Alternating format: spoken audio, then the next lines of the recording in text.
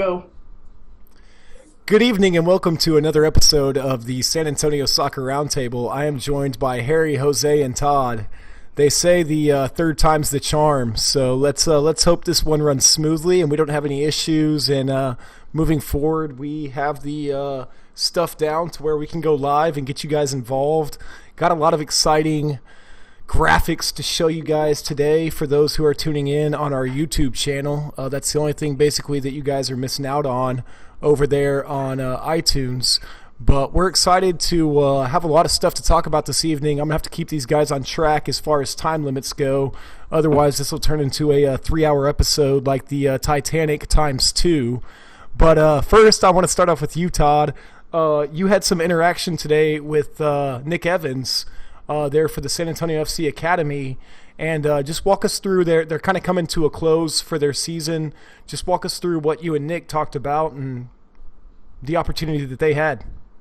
Well, first of all, before we get into what Nick said, we should all welcome the new class of under-12s, the '07 birth year. They started today in the academy, first practice. So that's the future San Antonio FC players. The Young Bucks. Yep. So hopefully, every week we've almost said it. Go out, support the academy. Yes. It's a good time. The kids are really good. You get to interact with the fellow people that are around more than you do at a San Antonio Football Club game. So you get to meet and talk to people that you might not have met before, who you just see randomly at the matches. So go out there. There's one more home game at the beginning of June, which we'll announce closer to that. It'll be your last opportunity to watch the academy. Also, congratulations to the under-15s who got invited to the under-15 Cayman Cups. So they'll be traveling to participate in that tournament in a few weeks. And again, we'll talk more about that once we get closer to it. So it's all fresh in our minds.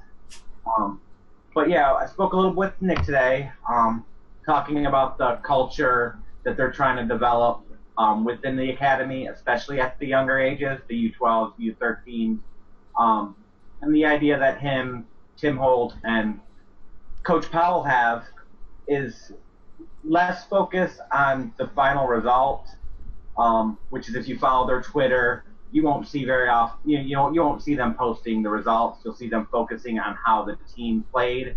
They're more focusing on getting the techniques and down between the individual players and the group as a whole, instead of focusing on what is the result, which I fully agree with. A couple of years from now, yeah, the result matters, the trophies matter, but develop these kids, get them playing as a unit, because these kids will be together for the next, 4 or 5 years. So just imagine, we've seen how good they are now. Imagine when the '06s, who are the under-12s this year, are the under-17s, and they've been playing together for 5 years. And that's the whole goal with the academy. With that said, they did play and beat every other Texas-based academy this year, including the FC Dallas Academy, which they have had trouble with. With Lone Star, who they played this weekend, the under-5s won twice, lost once. Or the under-5s. The '05s won twice. I knew you didn't mean under-5s. '05s, it's okay. '05. And the '04s went 2-2 against Lone Star. So, and unfortunately, that one loss for the '05s occurred this weekend. So, but the academy is doing great things. Everyone should be, going out there and, at least once, go out and support them. The kids, after every match we've been to, the kids have gone over and thanked us for being there, because we're not parents. We wanted to watch soccer, and the kids appreciated the cheering and the clapping, and, the one match we were doing the chants. So. Yeah, and that's weird to me to hear, like, when you say that. I'm an '86, so I think that's why it's so odd sometimes for us when we talk about youth soccer. We're like, wait, '05? Like, U7, like, '86? Wait a minute, now I'm just old, so I knew what you meant there. You don't even want me to say what I would be considered. So. We're getting to be old men, but it's nice to see these young kids as they progress through this academy system.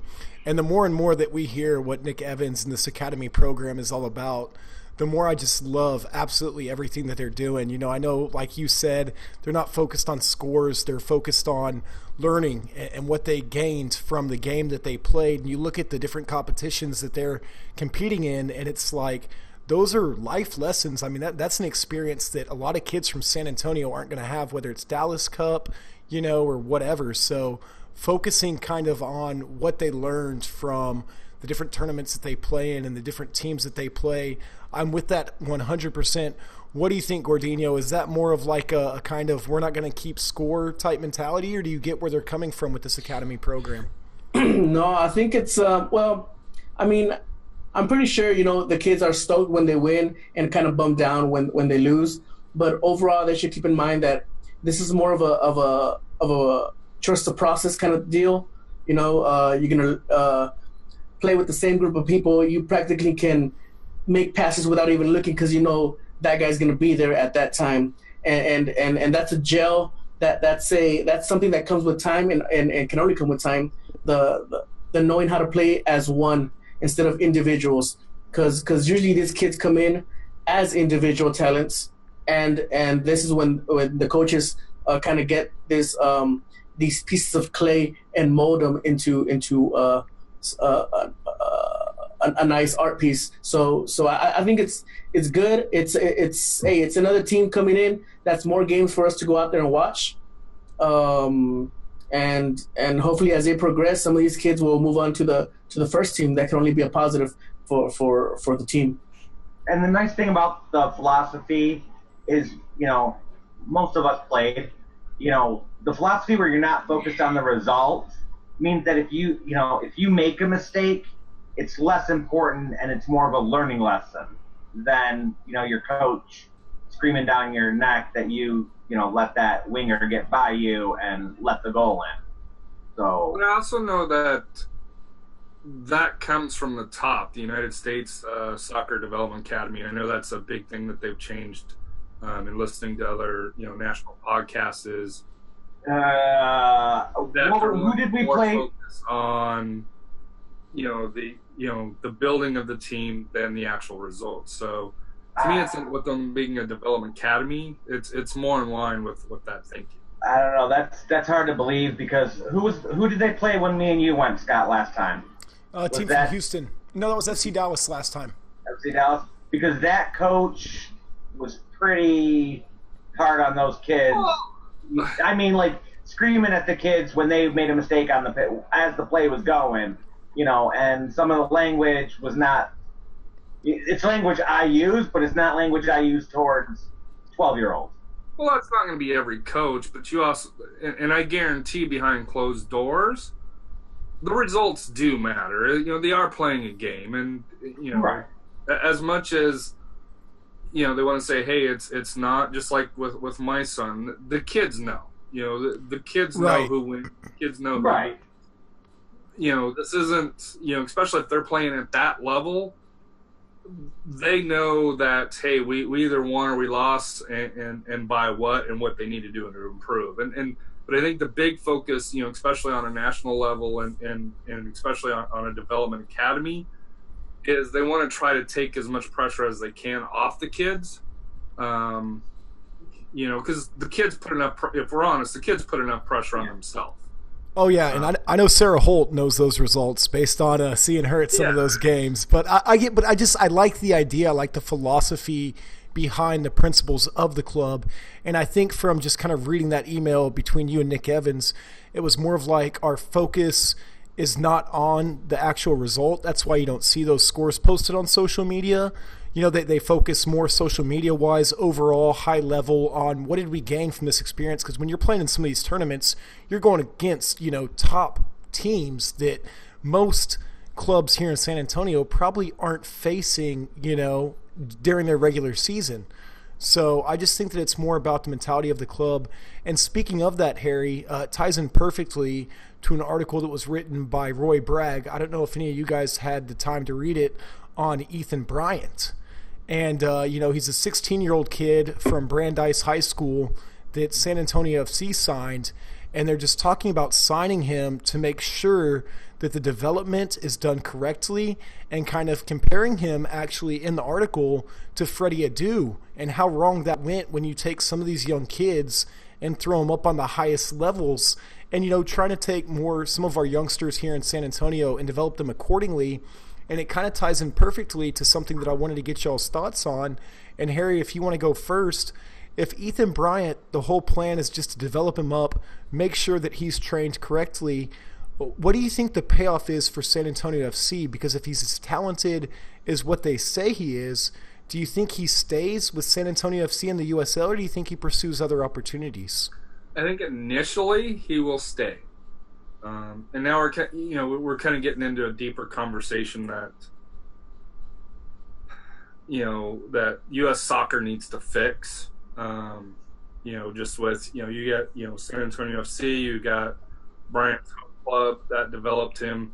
But let's say if he gets picked up by let's say an MLS academy team, let's say FC Dallas takes interest. Obviously, I don't know if they're a step up or if they're on the same level, but they're an MLS club, to where, you got FC Dallas players that are being scouted by, teams over in Europe, but there's no compensation that flows back down. So, but as far as for SAFC being able to be able to get their first dip, and that's going to be kind of what I'm going to be interested to see what happens against Midland Odessa this week, is to see if there's a couple of trialists that are actually from the EPT program that Bryant was signed from, that's going to be on the pitch there, that if they're going to try to cycle the field. They won't. If you're not on the roster, you won't be able, you can't participate. That's not true. Last year they signed a trialist, which ended up being was it Moline? I'm sorry, I mispronounced. He went with Atlanta United.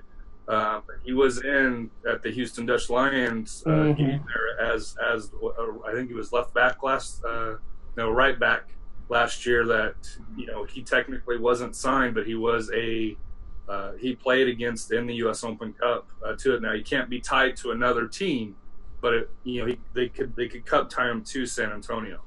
We won't talk about Andrew. I like Andrew, but we won't talk about Andrew. But it's that same type of signing where he comes in. Now I know Andrew was more college age through there, and that's the only reason why I wonder if they would do that. But if they have some people in the pipeline, going against Midland Odessa, might for one or two of them, going with the other players, might be an opportunity, especially for someone like Bryant to possibly see some action. Yeah, and I got Brian on my 18, but I don't got him starting that day. And like you say, that's a whole other conversation to have. I just think it ties in well with the SAFC culture, because I think their motive for bringing this kid up isn't necessarily that he's going to be a long-term player for SAFC, but just more that they want to make sure that he develops in the correct manner. And, just going back to kind of like I say, the mindset of the academy program. And I know Mr. Holt has said, even if they don't get MLS, that they're going to keep doing the academy, just because they do see the benefits of it. And especially, as you get a couple of years down the road, if you can build that pipeline where you can get 2 or 3 players that are coming in, because, San Antonio, not only just San Antonio, but just South Texas or Central Texas here, has talent that, may be missed by FC Dallas and, Houston. So it's just another opportunity, to be able to be viewed, to be able to get those opportunities, which, if we're honest, is important for the youth of our, for the youth. Absolutely, absolutely. And I only bring it up because if you guys haven't checked out that article, like I say, I thought it was really well written. I know Roy Bragg did a lot of stuff whenever he first started kind of following San Antonio FC that seems like it was almost bashing soccer culture and stuff like that here in San Antonio. But just to be fair, I thought that was one piece, if you guys haven't read it, that really talks a lot towards what the academy program is trying to do here in this city. But we have another team coming here in this city. And Todd, I know you've had the opportunity to kind of look at them and study what they do, and that's going to be Samba FC. And as they were previously named, Genova FC, it's kind of a new team. They're playing in a new league. Tell us a little bit about what you've discovered about Samba FC. Well, Samba, like you said, they were Genova FC last year, and they were playing in the Texas Premier Soccer League. They moved up to a new league, the United Premier Soccer League, which has a national footprint, over 160 clubs. The league plays a split season, spring from March to July, and then a fall from September to December, followed by the championship, the playoffs. Some of their conferences do have Pro Rel within it. Their California conference has multiple divisions that you can move up if you win your playoffs. Colorado now has 3 divisions where you can go from one to the other. Last year, as Genova, they did make it to the Texas Cup for the TPSL. They made it to the semifinals before getting knocked out. So a good showing in their first year. They also run the Samba FC Academy that they've been running from 2012 until now, with a 1-year break that they stopped. They're going to be playing all their home matches at Wheatley Heights Sports Complex. And they're going to participate in the Texas Central Conference against Round Rock SC, Houston USA ISL, who is their first match of the season this Sunday at 2 o'clock. Atletico Katy and Killian FC are the other teams in the conference. The top 2 teams in the conference will face off against the top 2 teams from the North Central Conference in the playoffs. One player to watch out for is David Aguilera. He was a starting defender, central mid for Warren High School. The kid, for a defender, for 18 years old, great size. 6'1", 190 pounds. All district his sophomore year, all CIF his senior year. He's one to watch out for. One of the nice things I like about the so-called Division IV in American soccer, since there's no official one, with leagues like the UPSL or the NPSL or USLPDL, is the teams have a more local focus. Majority of your team here is going to be San Antonio kids. They may be away from college, but they're coming home and want to keep in shape for the upcoming college season. Or like David is, getting ready to go into college. One of the goalkeepers, Youssef Amasadi. He's good. He plays club soccer for UTSA. Yeah. He was MVP for the team this year. He had one match where he had 24 saves. So, and he's going to have competition. Hiro Hernandez is another goalkeeper who made it through the trials. And from what I've seen, he looks pretty good too. One of the things I don't like about the UPSL and everything is it's hard to get a lot of information about the players. Mm-hmm. But they start this Sunday, 2 o'clock, Wheatley Heights Sports Complex. Saturday from 1 to 4 at Soccer Galaxy, they're going to have a meet and greet with the players. So, hey, it's another San Antonio team. Get out there. Tickets are free. The Wheatley does have a parking fee, but to get into the actual match is no cost. Pay for parking. Carpool, get 4 people in a car. Costs you $1.50 each to go see a soccer match on a Sunday afternoon. And cheer on local San Antonio kids, that are looking to improve and get fit. Because these are the players that in 4 years, the ones going to college are the ones that you may see getting drafted, playing in the USL, following an NPSL team in Detroit City. We've seen Kofi Apori go into MLS with DC United. We've seen Bakey Goodman's playing for the Pittsburgh Riverhounds this year. Danny Deacon played for Orlando City last year. Goalkeeper Evan Laura is playing with the New York Red Bulls. These are the kids that want to get to that level where they're going to play, in the USL and the MLS. Well, and speaking to that point, I was just going to say, speaking to that point, even they have 3 former players playing now overseas. They've got one playing in Australia. They've got one playing professionally here in the United States. one playing professionally in Spain, and then 2 players training for a few months with the Lagarves Soccer Academy there in Spain. So not just even here in the U.S., but signing professional contracts internationally. Oh. Yeah, which is very impressive. Don't give it all away. We're going to put an article on the website this week. Oh, I'm sorry. I dived into it. Don't give away all the secrets. Hey, quick question. You mentioned that it was free admission. Is that going to be season long or just for this first game? It sounded like a season long. Sounds like there's no charge to get into the weekly other than the parking fee. That's good. And I'm sure they'll help us out with getting a roster and stuff like that. So like you say, unfortunately, that's what stinks with some of these lower division. It's the same thing with high school soccer. Just trying to find a roster sometimes, proves to be a hurdle that you have to jump. So we're going to jump that hurdle, and we'll get that information and have all that info for you for Samba. As you said, they have the meet and greet on Saturday. We've shared that information from 1 to 4. So if you're just looking for something to do for an hour before you head out there to Toyota Field or something like that, before the tailgates, stop by and go introduce yourself. But, yeah, I've seen Youssef play, and he's a great goalie, and they've got a lot of talent on this roster. It's going to be fun to watch them on Sunday at 2 p.m. there at Wheatley Heights Sports Complex as they take on Houston USA ISA. So we'll be out there, and we'll get some more information about the team and everything and talk to the coach and find out what they're all about. But that is Samba FC, one of the new clubs here in San Antonio that you can go out there and support. So look forward to doing that. But I know one other thing that we all wanted to talk about was there was a new signing that was announced this week. Came from RGV, and that's going to be Kyle Murphy.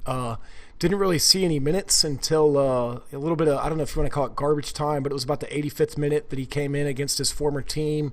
And we'll get into San Antonio FC, their match against RGV here in a little bit. But first, I just wanted to highlight our new signing, Kyle Murphy. Todd, I know you had sent me some bullet points. What things were you able to uncover just through looking up who he is? Some of the big highlights, coming out of high school, he was the top-ranked winger in New York by Top Door Soccer, nationally ranked in the top 20. He went to Clemson.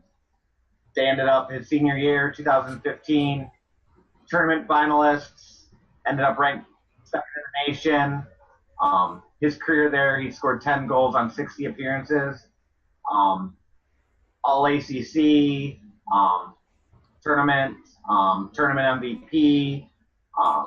He's basically, at the high school and college level, he's won almost everything you can win as far as individual awards. All district and high school, all conference, all region. And then coming into RGV, he started off, just as good. 13 starts in 2006 as rookie year, 25 total appearances, 3 goals and assists. Last year, 19 starts, 31 appearances, 7 goals, which led the team, 3 assists. I'm hoping to see, if him and Escalante are on the pitch at the same time, I'm hoping to see, some good chemistry between 2 players that, spent a lot of time together in the past. Like I said, we didn't really get to look too much at him on Saturday. He only was out there for a few minutes. And hopefully we get to see a little more of him, because by his past, he should be someone exciting to watch. Now, he had already been training with the team, is that correct? That one I don't know. I would assume. I think I had seen him. Now is this a direct, do you think this is a direct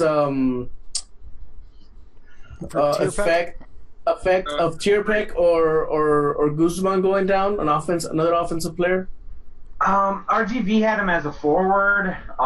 He played winger in college and high school. I think he's more of a Tierpek substitute. Because he came on to the right wing, right? Yeah. Okay. Harry, what were your thoughts? I know it was only 5 minutes, but I mean, any initial impression when you saw the signing for Kyle Murphy?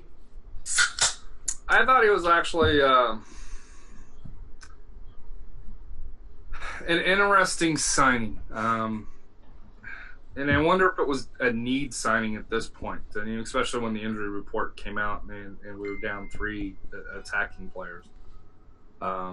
But I reached out to Down in the Valley, who hosts podcasts for RGV, and they had nothing but good words for him, saying, that obviously led the team in goals, as Todd mentioned.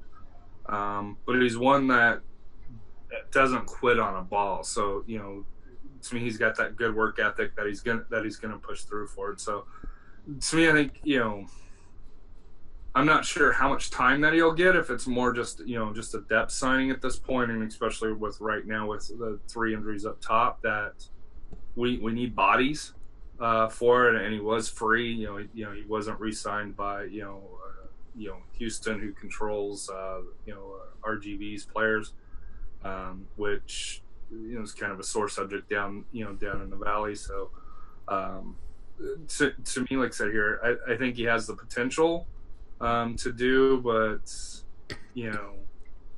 with the team's lack of offense, they need something, whether it's him or not. I'll leave that more to Todd and you guys to be able to say yay or nay. But I think he's a solid signing. But how much? I don't think he would replace. If Guzman's healthy, I don't think he replaces him. No. Yeah, well, we can dive into that a little bit more in terms of just, obviously we'll look at it a few weeks from now. We don't really have a body of work to look at or anything, but I seem to remember it was you, not last week, but the previous week, because you missed out last week, just bringing up the question of, with Tierpak leaving, do you think that we're going to sign somebody else? And apparently here's kind of your answer to that. So, but is he really the big name that you think of? And I know he had 7 goals with RGV, but they struggled last year offensively as well. But if you're going to bring in somebody,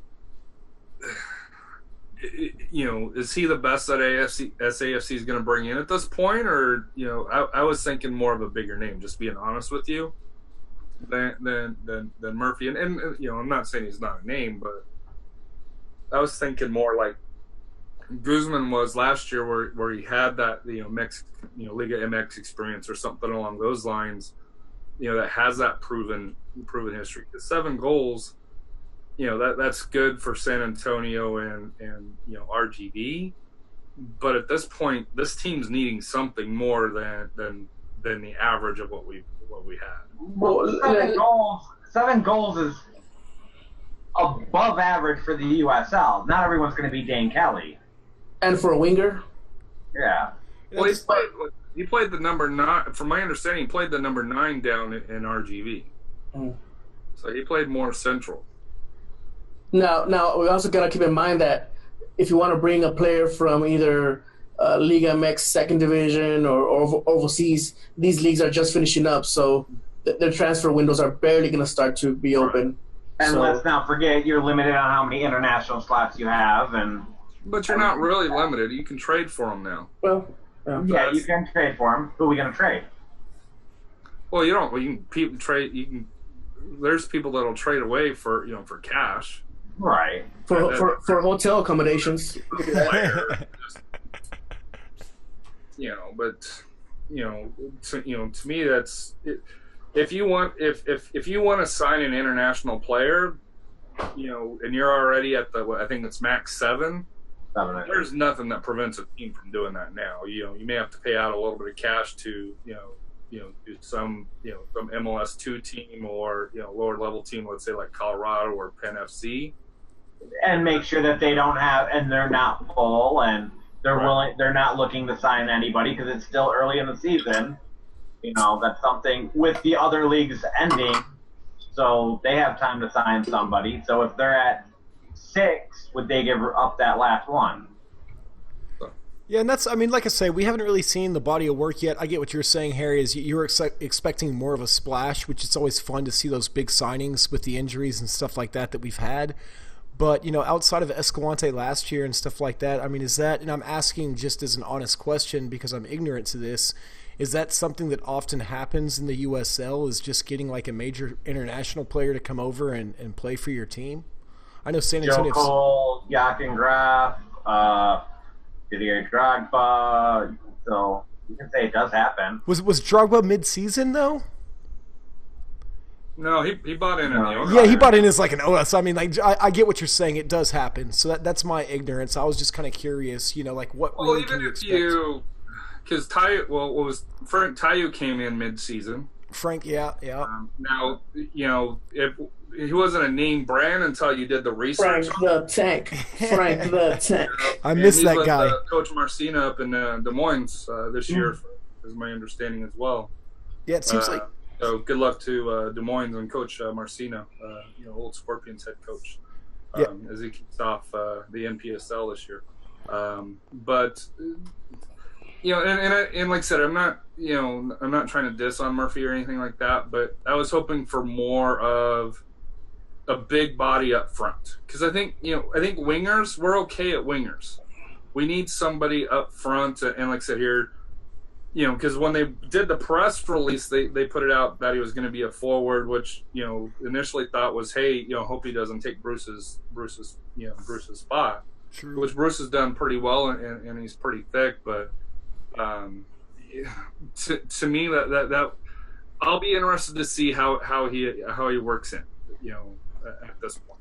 And that's a fair evaluation. And like I say, we don't really have a body of work yet to judge him by or anything with the 8 minutes with extra time or whatever he got. But are we packed at midfield? Because look at our midfield. Elizondo's hurt for the second time this season. I was going to say Castillo's 37 years old, but he's proven to be Iron Man. Iron Man. Presley's got the boot on his ankle. Lopez seems to have fallen out of favor. He won't, and then I just won't name people that I'm just not happy with. So. Do you think that's interesting though? Do you think Lopez has gone out of favor? Or do you think Coach Powell is maybe just doing something where he's trying some other pieces and doesn't want to show like? Okay, here you go. You Lopez has been replaced by Sonny, and I know people really like Sonny, but really, what has Sonny done on the pitch? That was my comment to you guys. Is at this point, what is the reason? Why is Sonny starting over Lopez? Because really, those are the two that you're talking about. It used to be, hey, maybe Sonny and Sonny and Lopez should be in, and Rafa on the bench. But at this point, Rafa's playing better, proven that he's not going anywhere. Yeah, but I don't think Lopez and Sonny play the same position though. Lopez is more of a center mid as far, and Sonny is more of a attacking center mid, like a number 10, if you will. And Lopez is more Lopez has been playing forward, hence still leading the team in goals. When he was with New York, he played more of a defensive mid, but we put him more attacking forward in our system, and it's proven to work. To me, I thought the reason why Sonny earned the advantage was the connection with Guzman. Right. But that hasn't carried over through regular season. Guzman, unfortunately, is injured. And like I said here, he had the own goal, but I'm going to give him the credit for the goal because it was his shot that bounced in off the goaltender in the last match. Prior to it bounced off, and if it wasn't for that goalkeeper, it would have not have gone in. It would have had rolled. It would have been clear by the defense, yeah. Yeah. But it went in. So it went in. Result. But yes, it went in. But he kicked it. It was hard enough, bounced off the wall. I got to take Harry's side on this. He shot it in the general direction of the goal. I don't care. It went in. So that's all I care if the ball hits the post.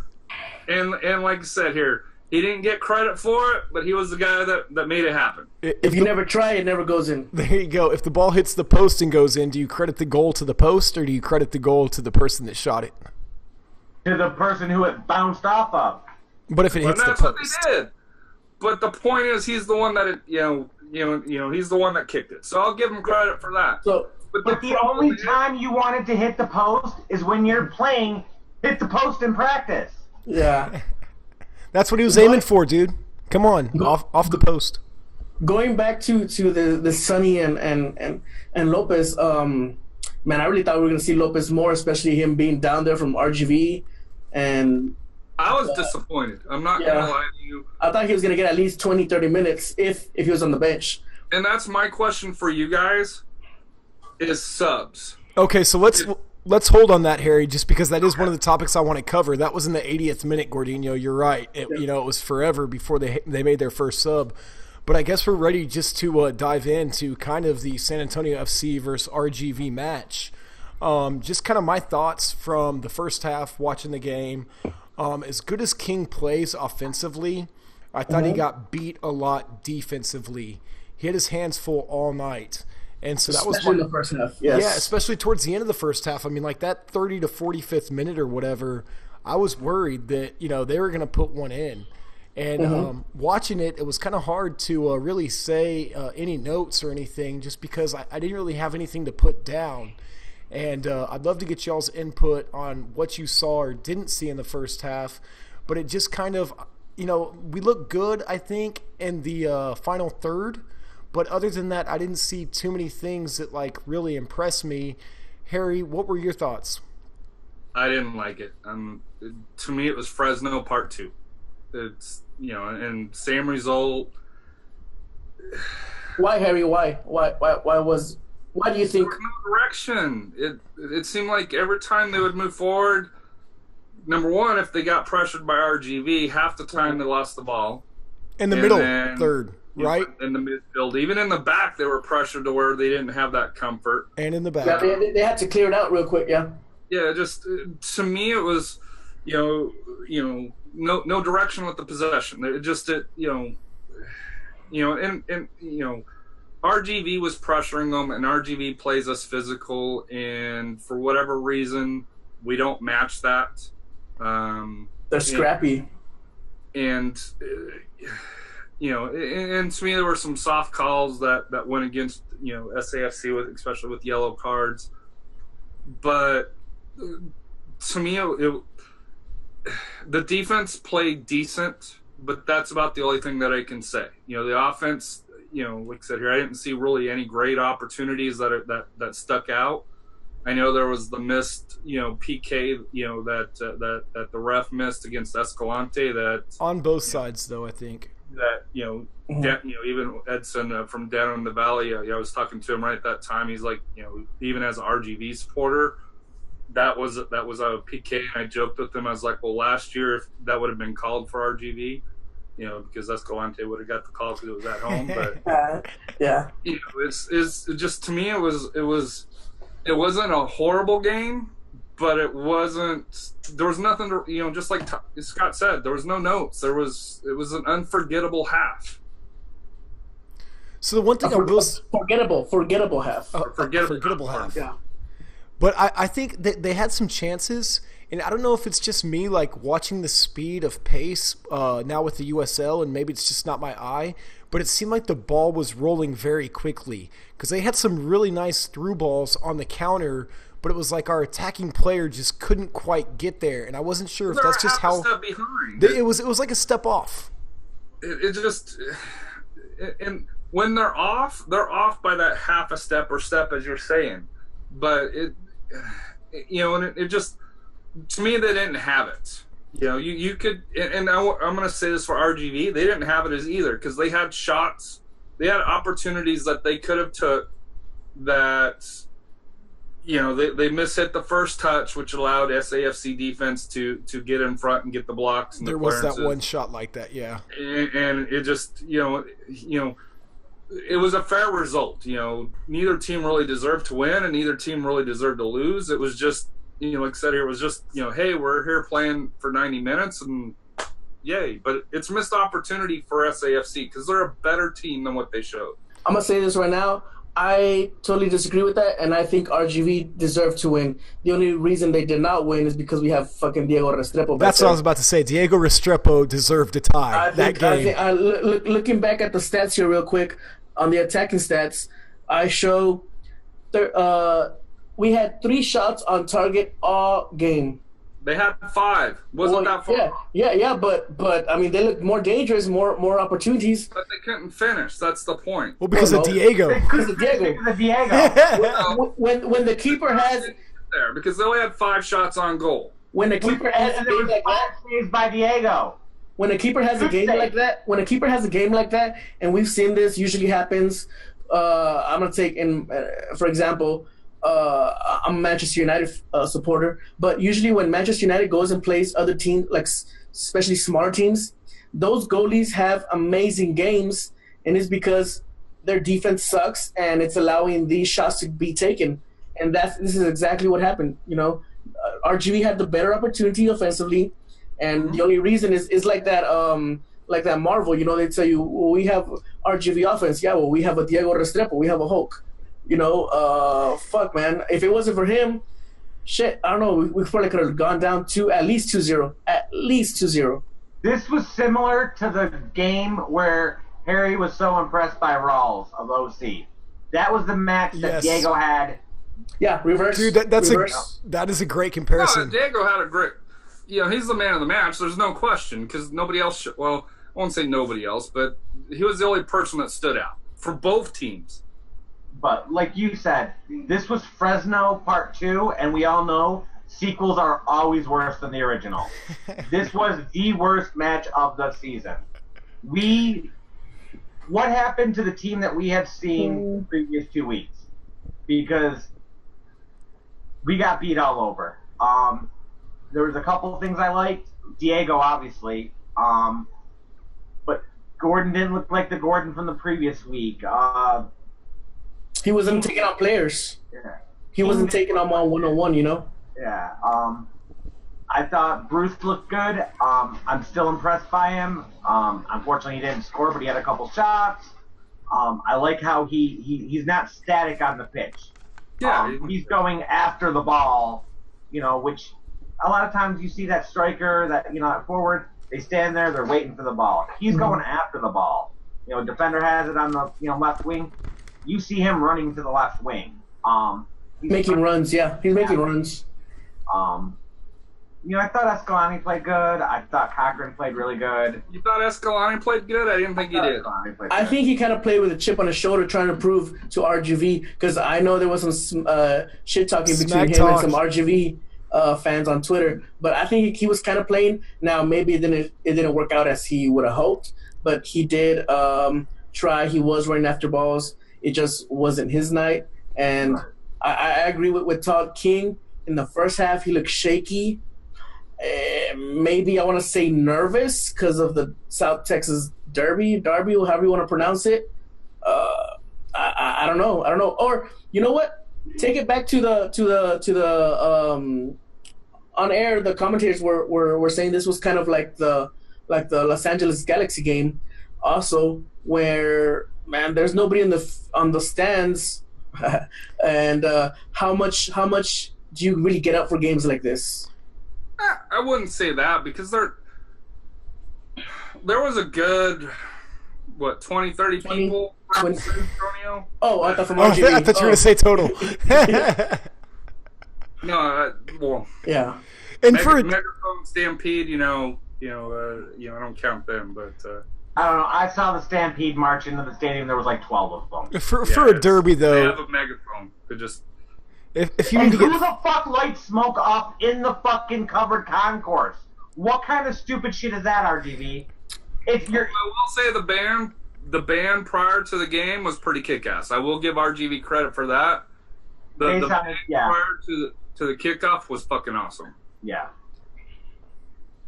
I don't know. I just. Yeah. I just think we like Harry says, we got out hustled, I don't want to say out bullied, out muscled, out bullied to a point maybe, and it just we had a great game in Las Vegas. It kind of went down a little bit here at home against Fresno, and it went back down to where we started. I wouldn't say that though, man. Like, you don't think so? I think we were a step off. I think with the chances that we had, we weren't playing that same game that we played where it was possession without purpose. You saw the right balls, I think, being played. You saw the right ideas. It was just a poor execution. And so when you're a step off, you can adjust that. You can fix that a lot more quickly when you don't really see what the attacking game plan is just in general in terms of how are we going to get goals. So I wouldn't be surprised to see a quick turnaround from this match just because, like I say, I saw a lot of balls. I saw a lot of good ideas, but just failed to get there. I mean, it was just poor delivery, a step off, a little too fast, a little too much. You even saw Cochran kind of turn around and give a thumbs up after one of them, and he was like, yeah, that's the right idea. It was just, whatever. Yeah, I think they have the right ideas, but their execution's off. And part of it's, and I was thinking about this today, this team's a little bit, because I was listening to the Rising as One podcast, and of course they tore through Oklahoma, and they're leading the league in goals right now. So they're but they really haven't had any injuries, and through so far this year it seems like San Antonio's just a little bit snake bitten with the injuries, where I don't know if we've actually seen the full team really have a couple, a good few games in a row where they're able to gel and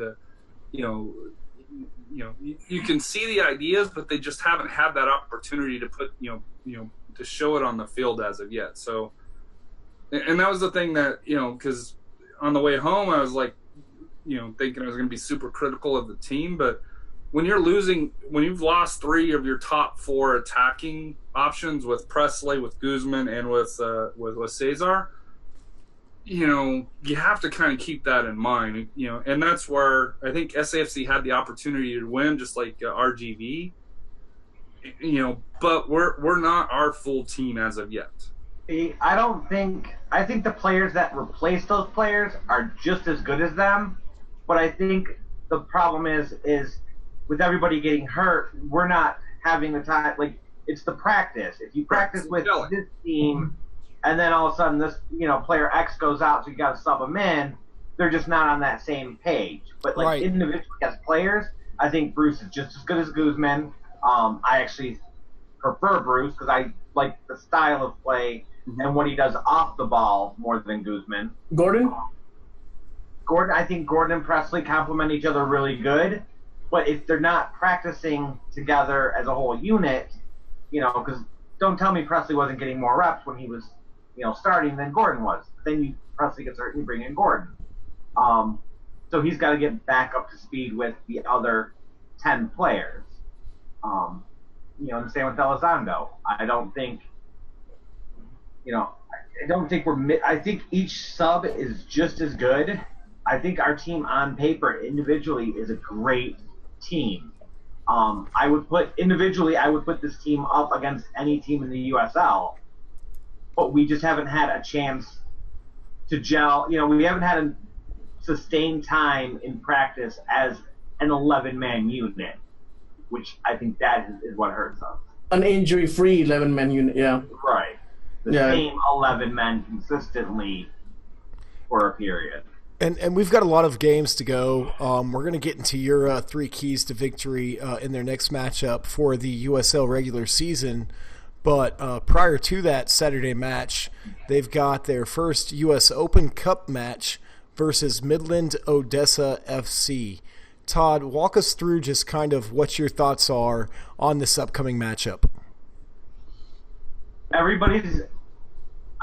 I don't think the team is looking past it, but I think a lot of fans are going to look past it, just like they always do when, at the opening rounds. Midland Odessa may be a so-called 4th-tier American soccer club, right? But they're a good 4th-tier American soccer club. They're founded in 2009. They've made 2016. They were the USL PDL in the semifinals. 2017, they made it to the NPSL finals where they lost to Detroit City. No, they drew. They drew against Detroit City. They advanced on penalty kicks. They still got the W. No, they didn't. They did not get the W. They got the draw. What am I, Todd? What am I? Is that your pose? That's my logo pose. They got the draw. And they beat them in Detroit. Hey, OKC, last playoff. They drew them in Detroit. It was a draw. But just like we drew Oklahoma City, right? That's it. We drew Oklahoma City. That's how it goes down on the record. I can tell you what, when we walked out, it was an L. Technically, it was a D. Hey, has Midland started playing already this year? They've had one game. They played against. How they do? They won 1-0. Okay. against Brownsville to open the season. Speaking of that, Yeah. Did you already get into your player to watch for? Not yet. That's what I was going to ask. A little bit more about their background. This is their second U.S. Open appearance. In 2015, they again made it to the second round. They lost to the OKC Energy 3-1. But this year, they defeated Lakeland Tropics of the PDL pretty much no problem. 3-0. It looked, I watched it. They walked through. Were they the same Tropics from that Will Ferrell movie? Yes. Yeah. That's that semi-pro Tropics? Semi-pro. But no, they went from basketball to soccer, man. Yeah. They're an athletic club. That's why they lost 3-0. But yeah, player to watch for, Xavi Lau. He had a goal and assist against the Tropics. He scored the goal against Brownsville. He plays college at Christian Brothers University, which is a D2 school. And he's played in the PDL before this with Mississippi Brio FC, who probably nobody's ever heard of. They're a good club. Billy Ford played for him before he moved up. So that's the player to watch. 2 matches, 2 goals and assists already. And then he was a little more about him. Where did I go? 2015, he was all Gulf Coast South Conference, first team, 7 starts, 18 appearances total. 2016, again, first team, all Gulf South Conference, 12 starts, 8 goals. 2017, first team, all Gulf South Conference, 15 starts, 6 goals, 3 assists. So he can put it in the net. Hopefully he doesn't get an opportunity, because we will host the 3rd round in San Francisco if we can beat them against either the Switchbacks or FC Denver. You said San Francisco again. I noticed that in the article that you wrote. Why do I keep doing that? You referred to San Antonio as San Francisco in the article you wrote also. I was sitting there proofreading it, and I was like, wait a minute, San Francisco?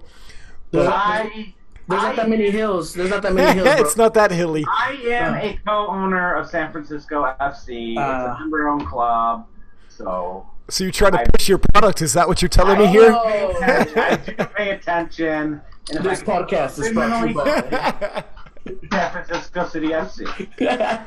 Hey, so what kind of field do they play? Do they play in a turf field? I would imagine so.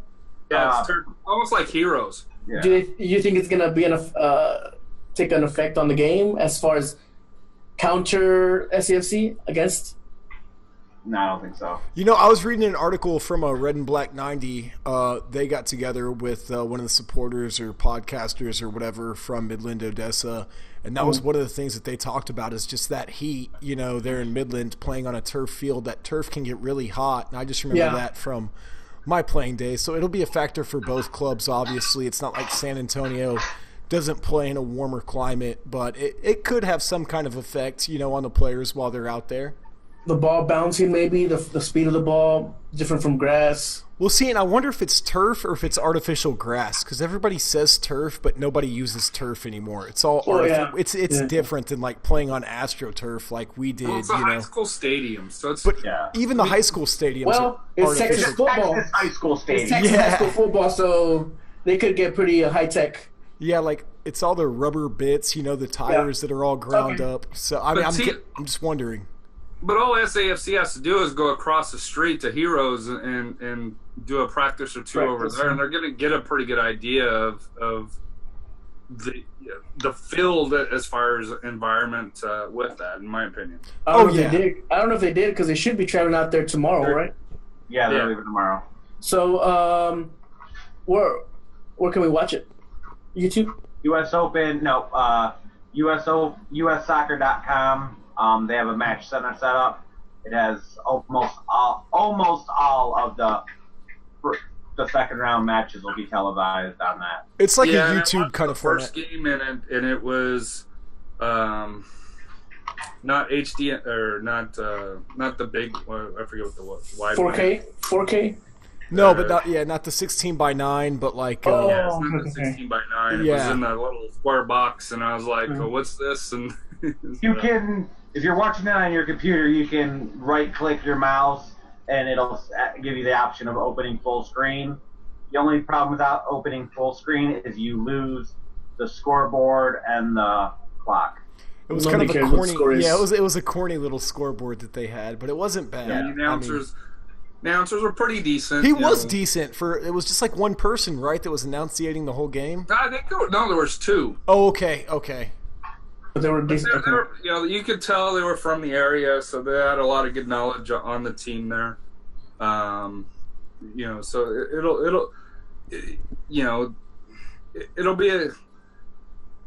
it'll be a step below what you're used to. You can watch it that bad where you'll notice. Like what kind of a team do you guys expect SAFC to put out there? First team? No. 0.5 team? No. No, we're the players that we've seen in the starting 18 that haven't seen time are going to be starting. Maxi? Yep. I think Maxi's starting. Cuomo? I think Cuomo's starting. He's been in the 18 long enough. Hey, who's going to be in the goal? Cardone. Cardone, okay. Who else would be striker? Would you put Bruce up there? Would you put Murphy up there? Would you? I think you're going to go with Murphy or Seth. Would you put Seth up there? No, Seth is going to be a fullback. Okay. The question is who plays the other fullback position because they don't have one. Is McCarthy going to get some time? Trial. Seth, who was on the other side when they were down? Nobody, right? It was just King. It was just Cochran that was down. That's the only one that's came in. Cochran was down. When Cochran was down, you had Seth. He played every minute. Hey, what about Sip and Christian? Do they make a triumphant return in the U.S. Open Cup? I hope Sip gets some minutes at least. I would love to see Sip get some minutes, but I don't know. He hasn't even made a game. McCarthy. McCarthy? I said McCarthy. Yeah, I think we'll see McCarthy. The midfield? Maxi? Who else? Do you put Pekka? Do you put a try list? Do you maybe there's an ace? Bryant? I think we'll see Bryant. I think we'll see Bryant on the bench. You think Bryant would play? Well, they're still in school year, right? So I doubt Bryant. He does online education. Yeah, he does. He's not in like a public. Yeah, he doesn't go to public school. He doesn't go to actual school. I bet you Bryant plays. I got him on the bench, but I think he'll go in. I hope he does, even if it's off the bench, 15, 20 minutes or so. Well, I think you're gonna start out with kind of because we gotta win. We have to win. Oh, we can't lose to Midland Odessa and not have a home game. No, for sure. Yeah, because we get a home game after that. Yes. Yeah, we get a home game after that. I'm already planning on calling in sick for work that day. I got the flu. I ate some bad gorditas. I can help you with that. I know a couple of girls.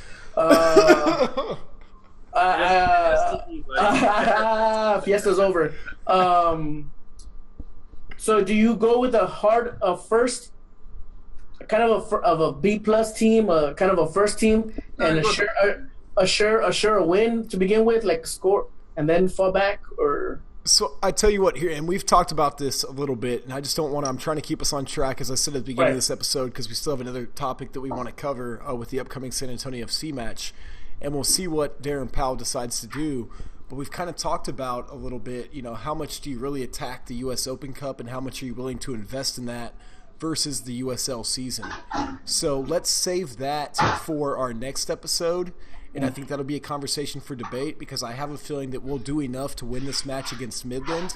And then we can really talk about that when they have their home match against, who is it? It's either Tulsa, Roughnecks? Either Switchbacks or FC Denver. Switchbacks, Colorado or FC Denver. Or FC Denver. So we'll talk some more about the U.S. Open Cup after this weekend. But really just wanted to highlight that Midland team. Todd, I appreciate you putting some things together of some things to watch for that matchup on Wednesday. And, it may not be the best quality, but at least we can watch it. I mean, I can remember a day where it's like, you wanted to watch even when it was the state championships for high school, You know, it's like if you couldn't make it to Georgetown, you didn't get to see it, versus now there's at least some kind of broadcast where you can at least watch it if you can't travel. So I'm excited for that.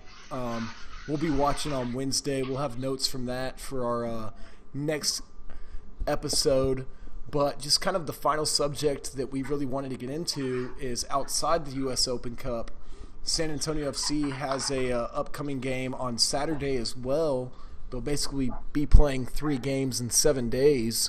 And Todd, you had a few keys to victory. This is Todd's 3 keys to victory with explosions. He wanted sound effects. Boom! Yeah. So, it's our 3rd game in 7 days, but it will be Tulsa's 5th game in 14 days. So hopefully they will be just as tired, if not more tired than we are. But we need to lock down our defense. They play a 3-5-2. They're going to send that men forward. They send a lot of people forward. Our defense needs to be on point. We need to stay in position. We need to not get sidetracked and pulled forward, because they're sending 7 men towards our box. We need to pressure in the offensive third, which I didn't think we did very good against RGV. I know one of you said that you were impressed in the offensive third. I thought it was weak. But they make mistakes, and with that many people, attacking our net, we have a good chance to counter. So if we can get the ball, if our defense can do its job, get the ball and throw it forward, we have a good chance of getting, behind them and scoring. So our defense needs to be on point. We need to put the pressure in that offensive third.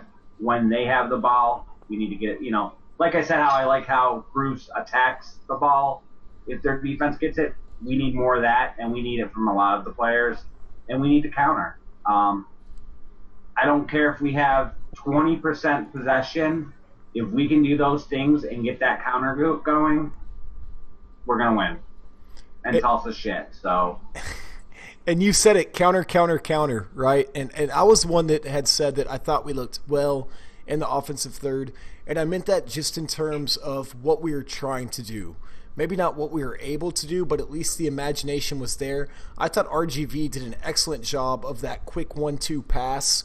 They used it to get around us a lot. I haven't really seen that too much from San Antonio FC, but I thought we did the counterattack really well. It was just the end result that didn't go the way that we wanted. But yeah, we have great ideas for execution. That's what we need to be working on all week. Yep. You put that into play in the Open Cup match to use it as a trial, a stepping stone. Yeah, but in the beginning of the season, that was my biggest gripe, was I just didn't see the imagination. I didn't see what they were trying to do. And then, we saw the game in Vegas. We didn't try to do anything. We kept passing the ball backwards. Exactly. And we saw the match there in Vegas. We saw the match against Fresno. And all of a sudden it was like, okay, so this is what we're trying to do. And I saw that against RGV. I realized we didn't get the same result, but I saw the, game plan, so to speak. Right. But, Harry, what are your thoughts on the upcoming match versus Tulsa on Saturday after that U.S. Open Cup game? They have to win. They need the 3 points. Tulsa is yet to win a game. They've lost to Oklahoma City Energy, who's lost 8 in a row. They have to get a win, and it better be by multiple goals. There's no reason for them not to. And it's at home. Do you really want to be the club to lose to Tulsa? We lost to them in the We lost to them in the Open Cup last year in Tulsa. That was 2017. This no is different 2018. Players changed. There's 2018. 2-3-0 win.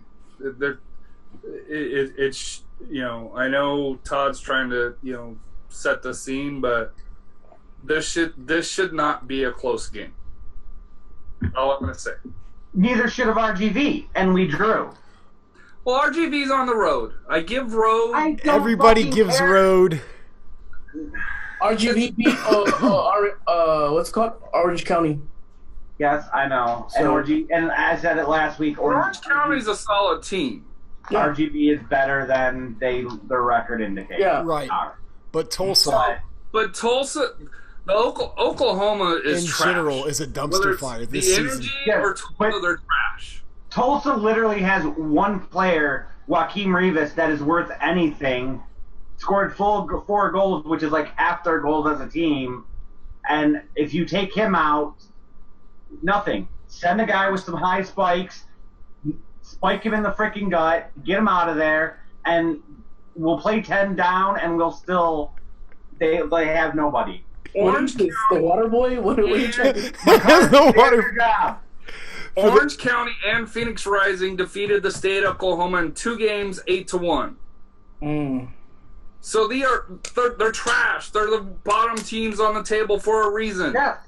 Yeah. Which is We're why, if you take out Joaquim Rivas, they have nothing. With the They don't have anything to begin with. with the 4 yellows we got last game, I don't know if I can advise one of our players. Just we got like a couple now, I think, that have 4 yellows total already for the season that are close In the words to. of Cobra Kai, sweep the leg. sweep the leg? And no disrespect to Tornado Alley, who does an awesome podcast. Roger, great job. Your team's still shit. This They should probably- not be a amen, close amen. game. It They- should not be. Todd, I didn't see sweep the leg in your 3 keys to victory. I'm looking over here and I didn't see Sweep the leg sweep the leg. with a You don't bomb wanna put that stuff explosion. in, Brett. Hey, let me be the pessimist here, but what happens if we lose or tie? Oh shit! Twitter's breaking. Wow. If we lose Coach or tie, Powell is fired. I'm logging off. if we lose or tie, be sure to tune in next week because we will have a whole lot to talk about. It's just gonna be. Todd will be that'd dropping a crazy. lot more F-bombs, and I'll have to Yeah. get my finger on the I switch. think I'm the only one that's dropped an F-bomb this episode. No, Yeah. Todd's had a couple. Yeah. You'd have to put explosions. Dropping F-bombs. Yes. Explosions instead of the beep. They I mean, better. Well, with it, number one, the reason why I don't think they'll lose, and for it here, and SAFC when they do military night, they usually typically put out a good performance. Just based on their experience here.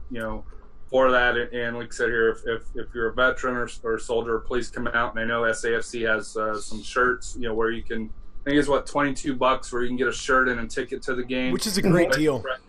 And here's my thing, though. All of us are season ticket holders. Mhm. How do we take advantage of those kind of deals? Buy another ticket. buy an extra ticket and give it to a vet. Dang, there you go. San Antonio Soccer Roundtable challenges you, to what buy a ticket. I and give it to a I vet. do want to say to the club is I just saw before we came on air that they're giving away some badass pre-match jerseys. It's black with camo sleeves. I already bid. Hold on, time out. I already bid. Don't. Can some of these players come out with an XL on?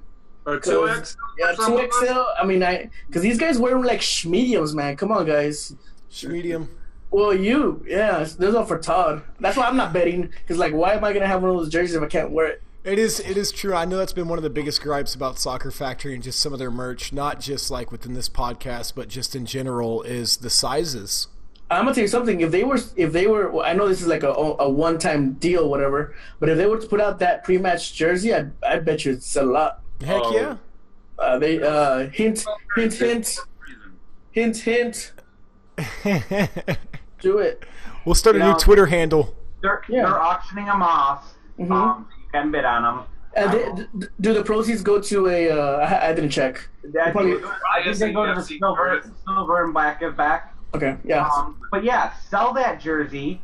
Even if you make a limited run, sell that jersey with the profits going to that charity. Well, it seems like all this stuff they come out with now is like a 2-week lead time anyways, so you could literally just sell the Pre-order. jersey pre-order exactly, and then all the proceeds go to, and then you're not out anything because you didn't have to sit there and manufacture anything that wasn't ordered. But That jersey looks so cool. I wish they even the one last year when it was all camo. yeah, when it was all. I don't know why they're not selling that stuff. That's the stuff they should be selling. I don't understand why they don't make that third kit, especially, I know this is a pregame one, but why not make that third kit? Since we are military city, more for that one night because of the Spurs. More of a match one. Look at the Spurs camo kit that they came out with. That didn't look that good, did it? Like everybody kind of had negative results. Well, going back to the Scorpion days, wouldn't they come out with a pink one for breast cancer awareness or something like that at one point? You may be thinking NFL. Yeah, they used to, yeah. I'm just kidding. I'm not sure. I don't know. But no, I know the Spurs that's this month as well, so I wouldn't be shocked if next match or two that if you see the Spurs come out with that as well. Hey, speaking of that, on those special jerseys, how the hell does St. Louis come out with a Mexico themed kit? St. Louis, Missouri, for Cinco de Mayo, and San Antonio doesn't. What the hell? Luis. Yeah, San Luis, Missouri. San Luis. that was weird, but yeah. So we should win this game. I see it a 2-0, 3-1 match, if that, a 1. I don't know, it but better not be close. Well, that's it. Let's get into the final thoughts.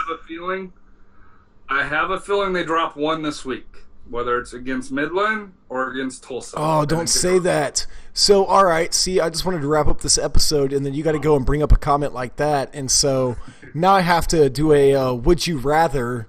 Would you rather lose to Midland Odessa in the U.S. Open Cup, or would you rather lose to Tulsa in our USL season? And I'll start with you, Todd. You're on the clock. That's so hard because I love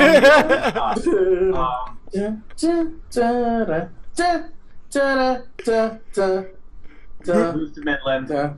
You'd rather lose to Midland? Hey, have you seen that USL Talk Trash page? USL Trash Talk. Yeah.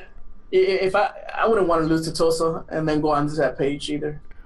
What about you, Harry? Would you rather use to Midland or lose to Tulsa? You can't lose to Tulsa. You can't lose to Midland. Midland is better than Tulsa. I think Midland has more of a prestige than Tulsa. And I'll say this: I think the Energy lose to what is it? The Fort Worth team. Yeah, Vaqueros, right? Vaqueros, Texas. Yeah. Yeah. I think they lose to them again. I would love that, but I don't know. Oklahoma City, and like I said, there's going to be some USL upsets. That's to be you. OKC's but losing. That team is Natty's trash losing. right now. Dude, I'll take a loss to Tulsa, I think, just to keep our U.S. Open Cup alive because the USL season's going to go on for a long time. So you know what? I change it back. A loss to Tulsa, and then we host the game here. Yeah, you would have to wait a whole nother year before you get another U.S. Open Cup. Like, we only have to suffer that loss for a week. What's the reason that you want the Open Cup, though? It's to face MLS, right? I guess, yeah, to show that San Antonio FC, only our talent is reason just why. as good. That's true. And with us getting a home game against Colorado, that tells me that we're either going to play either Houston or Dallas, just on how it's set up. Well, we're going to get a home game against FC Denver, so... Wait, is that FC Denver, Colorado Rapids? No, it's different. No, it's FC Denver. FC Denver, team, right? Are they? yeah, they're an amateur team. I know okay. they're affiliated with St. Louis. They during the preseason they went from FC Denver to St. Louis FC for a weekend, and during the preseason, and St. Louis rolled them both games, but it was preseason. But so I know FC Denver's got some matches against them, so it wouldn't shock me if FC Denver did upset Switchbacks. But if Colorado Springs wins, we do get to see AJ coming back. Oh, dude, that's awesome. That's a great point. But we're going to see AJ later on in the year anyways, so... But I even want still, to see AJ. yeah, AJ, I in the love Open you. I Cup. want to see you as much as possible. Yeah, I'm cool with that. So since we're wrapping up here, yes, Todd, you got FCC or Detroit City? Detroit City. Detroit Do you City. think so?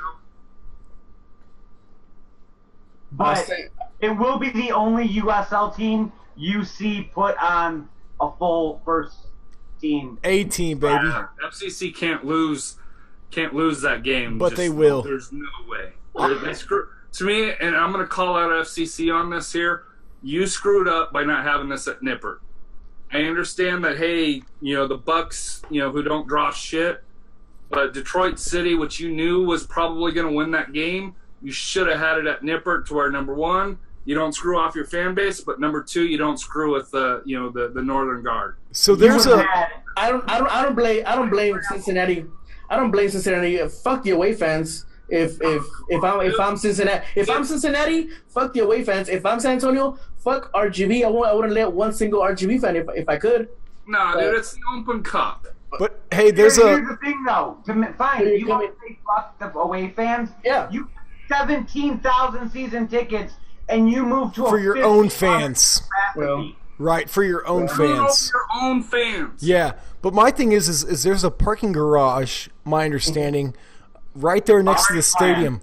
Yes, pop smoke, get rowdy, put 1,000 people in that parking garage, and that parking garage is going to be louder than the goddamn stadium. So it's only 4 hours from Detroit. They brought 150 people to Chattanooga for a preseason friendly. Yeah. So, take 17,000 people, man. Just fill up that parking garage. That's where FCC screwed up. And like I said, FCC hasn't made a lot of mistakes, but this was one of them. Well, isn't FCC the attendance cup? Bucks, who Detroit City played in the first one? Yeah, Cincinnati's the current attendance cup champion. So you want to be the attendance cup champion and then limit attendance for one of your U.S. Open? Defending attendance cup champion. Reigning defending They got a attendance trophy cup. for that. The USL gave them a trophy. I know, Yep. I know. So that's why I say you're going to limit attendance to one of your U.S. Open Cup matches by But having. To me, if you have it at Nippert, I wonder if ESPN would have put it on, because we know ESPN and was it Tellerman? And I forget. Telemundo? Forget it. I wonder, because as much as Detroit City's a name brand, FCC's a name brand, I don't think you can't tell me ESPN. that they could put that on ESPN2 or ESPNU, and it wouldn't have drawn a decent crowd. The Ocho. Yeah, I don't think ESPN realizes though it's a that marquee matchup.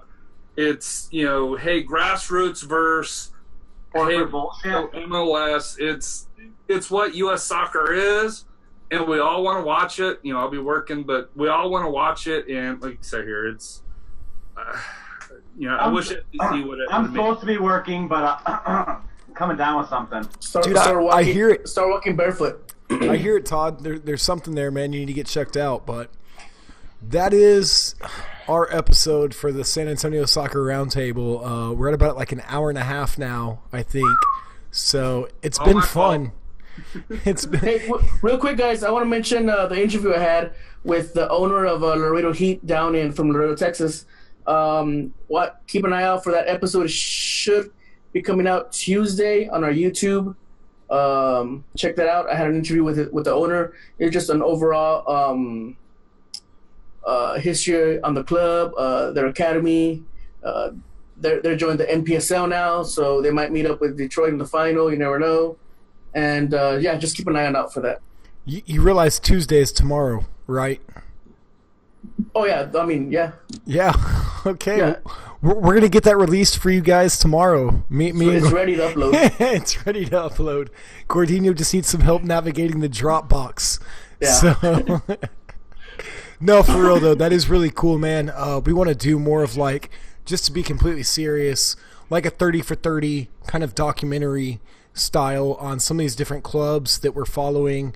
I think it'd be really cool just to find out a little bit more about them.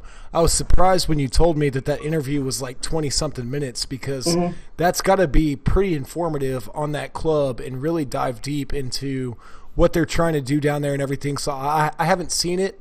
I'm just going to help him edit it and everything as we publish that either tomorrow or Wednesday. Yeah. But I think that's really cool, man, that you did that and you had that conversation. So thank you. And I look forward to showing you guys, all of our fans, our new little E30 for 30 format that we're going to do for some different players and clubs. So This has been our first episode, though. Like I said at the beginning, third time's the charm.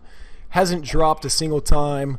I think we're ready to go live if we want to. I haven't had any buffering issues. If you see me looking around constantly, it's because I'm checking different things on the screen, trying to produce and host at the same time. But let's wrap this up. Todd, you look really bored over there with your really cool scarves. What are your final thoughts, buddy? like we talked about, we got the Academy coming up, playing at home in the beginning of June. Samba starting. We got the Blossom starting. We got SAFC. There's a ton of soccer here in San Antonio. Get out and see it all. And if you can't see it all, just tune into our episode and we'll update you on it all. Because, like I say, our topics are just like they keep. I thought with high school ending, we kind of had a shorter episode last episode because there was just San Antonio FC to talk about. But it's like we start diving into subjects, and it's like a rabbit hole. Harry, what are your final thoughts for tonight's episode? Thank you for picking up for me last week, guys. Here, just wasn't feeling well just overall all week. But to me, like I said here, as much as we give crap to RGV, I take my son to it. It's one away game that we go to each year. The staff down there, the fans for the most part, treat my family well. It's a pretty good it's a pretty good game, which with the interaction between the fans. So, if you haven't had the opportunity to go down to RGV to support San Antonio FC, please do, or any away game, because the players will come out and shake hands, talk to you a little bit here with you. So. If you don't necessarily get the interaction at Toyota Field, if you go to an away game here and they notice you, and especially if there's a crowd of us, they'll definitely come over and acknowledge you and shake your hand. So, and that's from Coach Powell all the way down to about 10 different players that came over. So, my suggestion is, I know Oklahoma City and RGV are the two closest. Please at some point take the opportunity to go down and support SAFC. I know the players in the front office from Tim Holt all the way down definitely appreciate that, and they'll shake your hands and thank you for coming down and supporting. Absolutely, and we give RGV a hard time just because that's the whole point of a rivalry, right? Like if I'm not talking trash to you, I don't care about you. So it's like it still means something, obviously, as much as we talked about at the beginning of the season who our big rivals were. So it's no disrespect. It's all in good fun. Gordino, I'm going to go to you now. What are your final thoughts? Yeah, just following up on Harry's RGV thought. The next game against RGV down there is August the 29th. It's on a Wednesday, so you got plenty of time to ask for that day off, plenty of time to get sick, plenty of time to plan a wedding or somebody's funeral, Dang, we're planning funerals now. Oh, yeah. So it's August 29th, so keep that in mind. Hopefully we can get a big crowd. And then also, like I said again, the Loyola Heat interview, check that out. I know they played, back in the day, they played the Scorpions once or twice in the Open Cup.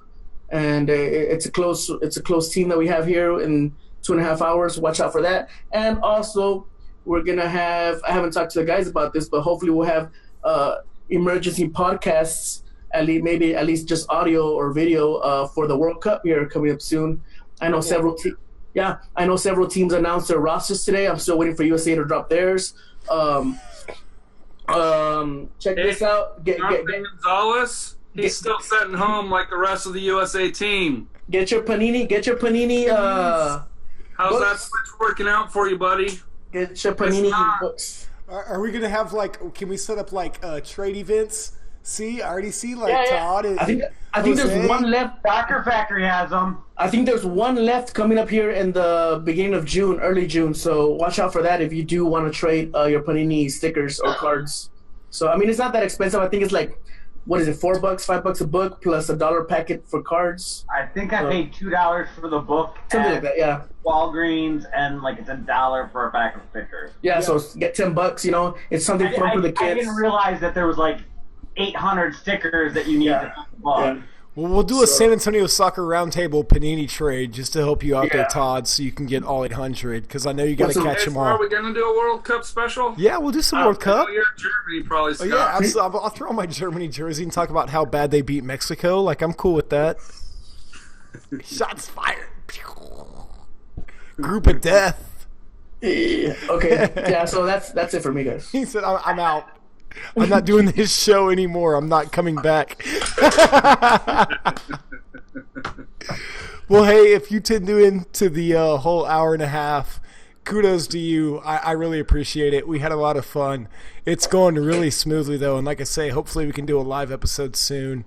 And I'll try and keep it down in as far as time goes. But I had a ton of fun with you guys tonight. Harry, I'm really glad you're back. We missed you, man. With the last episode, you really bring a lot to just the chemistry and the conversation. So I'm thankful for all of you guys. And this is the San Antonio Soccer Roundtable. We out. We out.